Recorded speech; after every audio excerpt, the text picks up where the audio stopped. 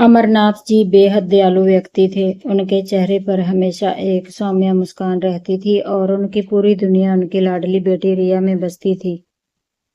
रिया जो जितनी बाहर से सुंदर थी, उससे कहीं ज्यादा उसका मन पवित्र था।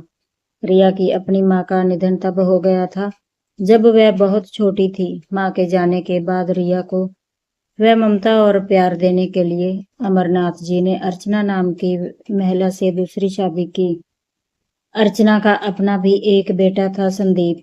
शुरुआत के कुछ साल तो अर्चना ने ऐसे बिताए जैसे वह रिया की सगी माँ से भी बढ़कर हो। वह अमरनाथ जी के सामने रिया को आंखों का तारा बनाकर रखती। रिया को भी लगा कि उसे फिर से माँ का आंचल मिल गया है, लेकिन किसे पता था कि अर्चना की इन मीठी बातों के पीछे कड़वा सच और गहरा लालच छिपा है। वह तो बस उस हवेली और अमरनाथ जी की संपत्ति पर कब्जा करने का मौका ढूंढ रही थी। वक्त गुजरता गया और रिया अब 15-16 साल की हो गई थी। एक मनहूस दोपहर अचानक अमरनाथ जी की तबीयत बिगड़ी और दिल का दौरा पड़ने से उनका स्वर्गवास हो गया। रिया के सिर से जैसे छत ही छिन गई। वह अपने पिता का पार्थिव शरीर से लिपट कर पागलों की तरह रो रही थी। पिताजी मुझे किसके पास छोड़ गए? अब मुझे बेटा कहकर कौन बुलाएगा? पूरे गांव की आंखें नम थी, लेकिन अर्चना की आंखों में आंसू का एक कतरा भी नहीं था। उसके दिमाग में तो अब तिजोरी की चाबियों का हिसाब चल रहा था। अमरनाथ जी के जाने के कुछ ही दिनों बाद हवेली का माहौल पूरी तरह बदल गया। अर्चना ने शराफत का चोला उतार फेंका। एक शाम जब रिया अपने पिता की तस्वीर को सीने से लगाकर बैठी थी, अर्चना कमरे में आई और रिया का हाथ पकड़कर उसे झटके से खड़ा किया। चल, बहुत नाटक हो गया, अब ये कमरा खाली कर। आज से संदीप यहाँ रहेगा। अर्चना की आवाज में वह मिठास अब जहर बन चुकी थी। रिया ने सिसकते हुए पूछा, पर माँ, ये मेरा कमरा है। पिताजी ने इसे मेरे लिए ही।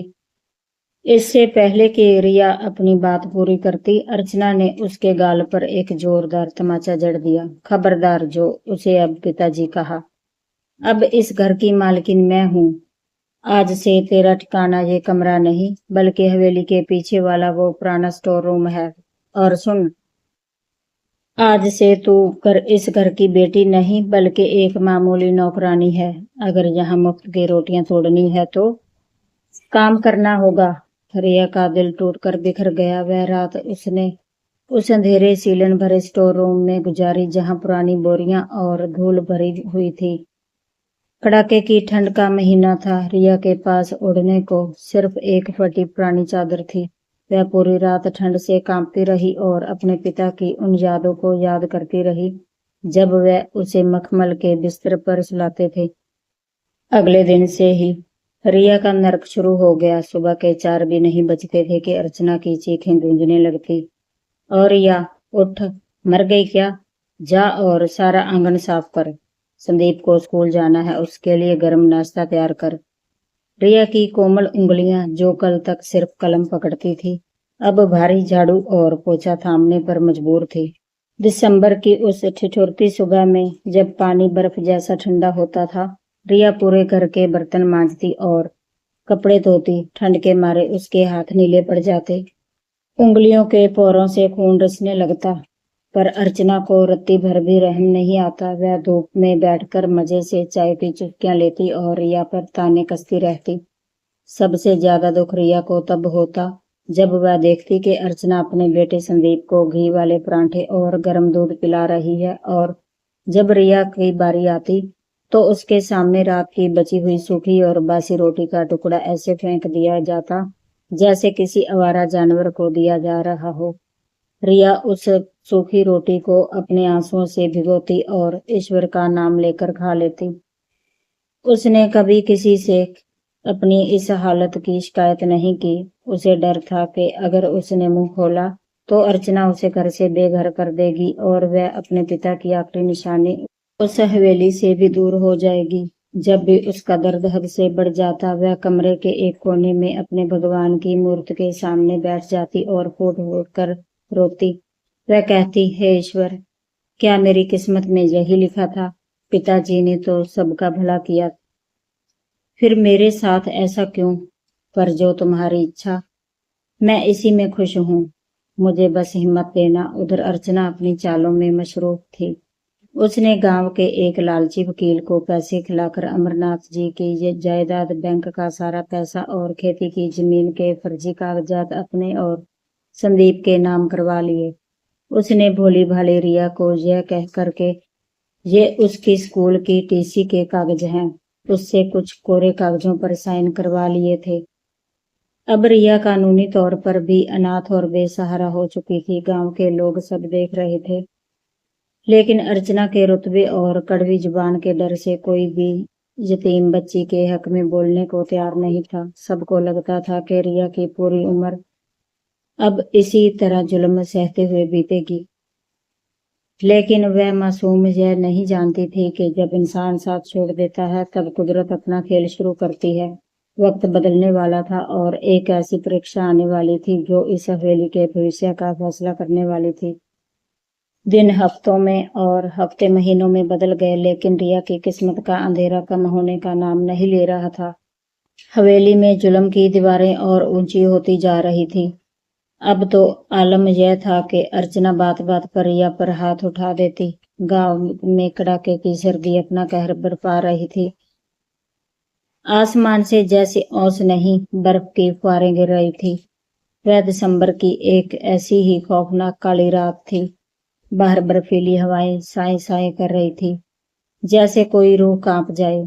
हवेली के भीतर के कमरों में हीटर चल रहे थे। अर्चना और उसका बेटा संदीप मखमली लिफाफों में दुबके हुए थे। मेज पर गर्मा गर्म मटर पनीर, पुलाव और केसरिया दूध सजा हुआ था। अर्चना प्यार से संदीप को निवाले खिला रही थी और माँ बेटे भविष्य के बड़े बड़े सपनों में खोए थे। वहीं दूसरी ओर हवेली के पीछे वाले उस ठंडे और बदबू स्टोर रूम में रिया एक कोने में दुबकी बैठी थी। उसकी फटी हुई चादर उसे उस जानलेवा ठंड से बचाने में नाकाम थी।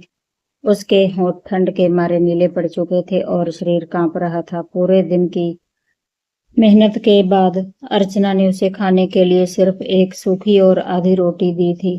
रिया ने जैसे ही उस सख्त रोटी का पहला टुकड़ा तोड़ा, तभी हवेली के मुख्य द्वार पर एक धीमी सी दस्तक हुई। खटखट के सन्नाटे को चीरती हुई उस आवाज ने अर्चना को चिढ़ा दिया। रिया, मर गई क्या?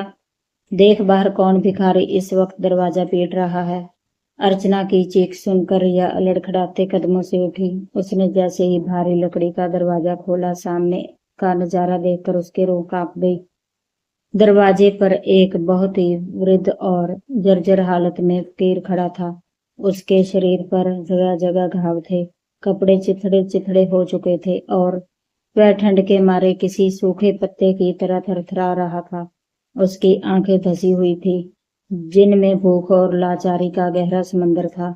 उसने कांपती हुई आवाज में रिया से कहा, बेटा, 3 दिन से पेट में अन्न का दाना नहीं गया है। इस ठंड में मेरी जान निकल रही है।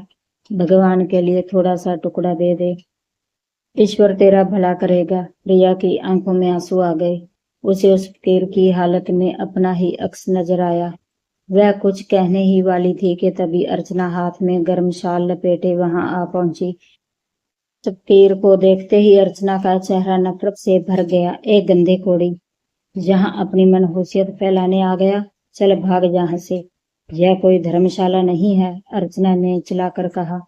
बूढ़े फकीर ने हाथ जोड़कर गिड़गिड़ाते हुए कहा, मालकिन, बहुत भूख लगी है, बस एक रोटी दे दो, मैं दुआएं देता हुआ चला जाऊंगा। लेकिन अर्चना का दिल पत्थर का था। उसने आगे बढ़कर उसे लाचार बुजुर्ग को इतनी जोर से धक्का दिया कि वह फकीर बाहर कीचड़ और ठंडी जमीन पर जा गिरा। अर्चना ने मुंह बिगाड़कर दरवाजा बंद कर दिया और रिया को झड़कते हुए कहा, अगर तूने इस भिखारी को घर का एक तिनका भी दिया तो आज रात तुझे इस हवेली से बाहर निकाल दूंगी। चुपचाप जाकर अपने बिल में सो जा। अर्चना तो वापस जाकर गर्म बिस्तर में सो गई, लेकिन रिया की आंखों से नींद कोसों दूर थी। उसे बार बार उस फकीर की वह कांपती हुई आवाज और कीचड़ में गिरना याद आ रहा था।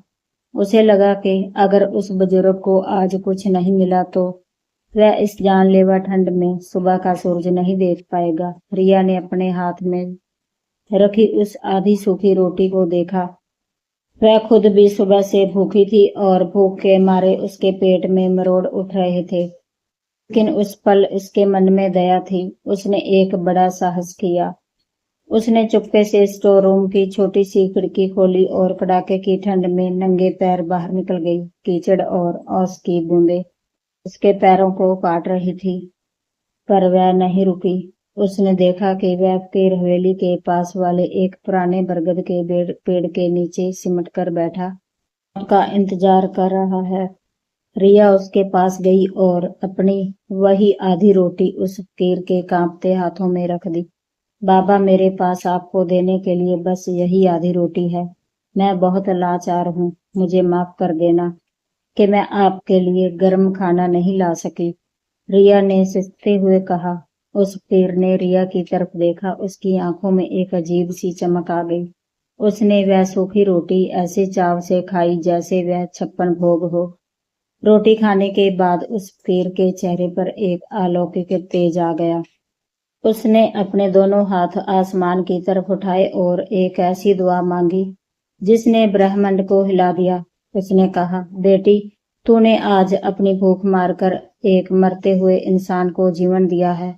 तूने उस वक्त रहम दिखाया जब चारों तरफ बेरहमी का बोलबाला है। जा, मैं आज उस परम पिता परमेश्वर से प्रार्थना करता हूँ कि तेरे जीवन के सारे दुख आज इसी वक्त समाप्त हों।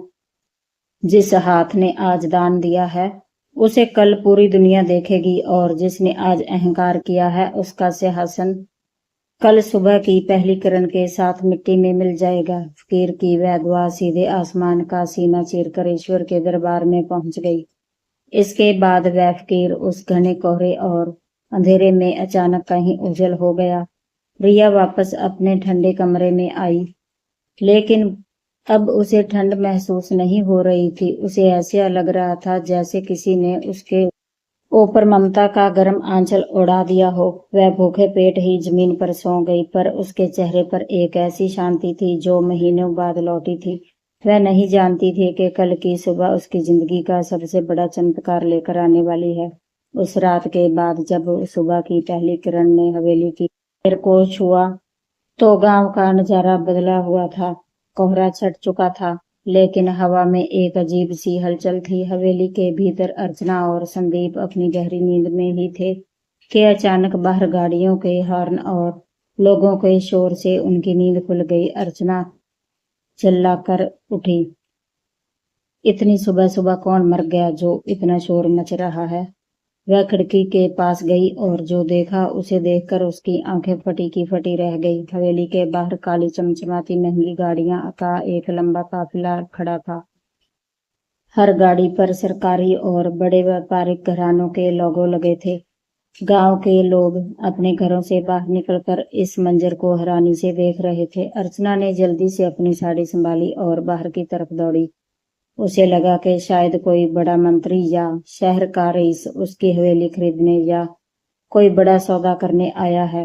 काफिले की सबसे बड़ी और आलीशान गाड़ी का दरवाजा एक गार्ड ने खोला। उसमें से एक शख्स बाहर निकला। उसने सफेद बेदाग लिबास पहना था, गले में सोने की चैन और आंखों पर महंगा चश्मा था। उसका व्यक्तित्व इतना प्रभावशाली था कि गांव के सरपंच ने भी आगे बढ़कर सिर झुका लिया। लेकिन जैसे ही उस शख्स ने अपना चश्मा हटाया, अर्चना के पैरों तले जमीन खिसक गई। उस शख्स का चेहरा ठीक उसी फकीर जैसा था जिसे कल रात अर्चना ने कीचड़ में धक्का दिया था। बस फर्क इतना था कि अब उसके चेहरे पर घाव नहीं थे, बल्कि एक दिव्य तेज और रोब था। उसके पीछे सूट बूट पहने कई वकील और सुरक्षाकर्मी फाइलें लिए खड़े थे। अर्चना की जुबान लड़खड़ाने लगी। आप यहाँ? कल रात तो आप, उस शख्स ने अपनी भारी और गूंजती हुई आवाज में कहा। कल रात मैं एक भिखारी था, आज मैं समीर प्रताप सिंह हूँ, इस राज्य का सबसे बड़ा उद्योगपति। अर्चना जी, शायद आप पहचान नहीं पाई। तभी वह शख्स आगे बढ़ा और हवेली के बरामदे में खड़ा हो गया। उसने ऊंची आवाज में कहना शुरू किया, 25 साल पहले मैं इसी गांव की गलियों में एक अनाथ की तरह भटकता था। मेरे पास ना रहने को छत थी, ना खाने को रोटी। तब इसी हवेली के मालिक, मेरे परम मित्र अमरनाथ जी ने मुझे सहारा दिया। उन्होंने अपनी मेहनत की कमाई का एक बड़ा हिस्सा मुझे व्यापार शुरू करने के लिए उधार दिया था। मैंने उसी दिन कसम खाई थी कि जब मैं कामयाब हो जाऊंगा तो अपनी सफलता का आधा हिस्सा अमरनाथ जी और उनके परिवार को लौटा दूंगा। अर्चना के माथे पर पसीना आने लगा। संदीप भी डर के मारे अपनी माँ के पीछे छिप गया। समीर ने आगे कहा, मैं दुबई में अपना साम्राज्य खड़ा कर रहा था, लेकिन मुझे खबर मिली कि मेरे दोस्त का निधन हो गया है। मुझे यह भी पता चला कि उनकी पीठ पीछे उनकी बेटी रिया पर जुल्म हो रहे हैं। मैं ये सच अपनी आंखों से देखना चाहता था, इसीलिए कल रात मैं उसी भेष में आया जिसे तुम नफरत करती हो, एक लाचार फकीर। समीर जी ने नफरत भरी नजरों से अर्चना की ओर देखा और कहा, कल रात तुमने मुझे धक्का दिया, मेरी गरीबी का मजाक उड़ाया, लेकिन उस मासूम बच्ची रिया ने अपनी आखिरी रोटी मुझे दे दी। उसने अपनी भूख की परवाह नहीं की, सिर्फ इंसानियत देखी। अर्चना, तुमने सिर्फ एक फकीर का अपमान नहीं किया, तुमने अमरनाथ की यादों का और मानवता का अपमान किया है। तभी समीर जी ने अपने मुख्य वकील को इशारा किया। वकील ने एक लाल रंग की फाइल निकाली और सबके सामने पढ़ना शुरू किया। अमरनाथ जी एक दूरदर्शी व्यक्ति थे। उन्हें शायद अर्चना की नीयत पर पहले ही शक हो गया था, इसीलिए उन्होंने मरने से 1 साल पहले ही अपनी वसीयत बदल दी थी। इस वसीयत के असली और प्रमाणित कागज समीर जी के पास सुरक्षित थे। वसीयत के अनुसार अमरनाथ जी की जमीन, ये हवेली और सारा बैंक बैलेंस सिर्फ और सिर्फ उनकी बेटी रिया के नाम है। अर्चना और उसके बेटे का इस जायदाद पर कोई कानूनी हक नहीं है। यह सुनते ही अर्चना गश खाकर जमीन पर गिर पड़ी। संदीप रोने लगा और समीर जी के पैरों में गिरकर माफी मांगने लगा। हमें माफ कर दीजिए अंकल, हमें घर से मत निकालिए। लेकिन समीर जी का दिल अब पिघलने वाला नहीं था। उन्होंने कड़कदार आवाज में कहा, इंसाफ की चक्की धीरे चलती है, पर पिसती बहुत बारीक है। तुमने रिया को स्टोर रूम में रखा, आज से तुम दोनों का ठिकाना यह गली होगी। गार्ड्स ने अर्चना और संदीप को पकड़कर हवेली से बाहर उसी कीचड़ वाली जगह पर खड़ा कर दिया जहां कल रात फकीर गिरा था। उनके हाथ में फूटी कौड़ी भी नहीं बची थी।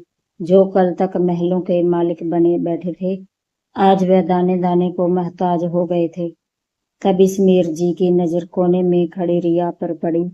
वह अभी भी फटे हुए कपड़ों में थी और उसकी आंखों में आंसू थे।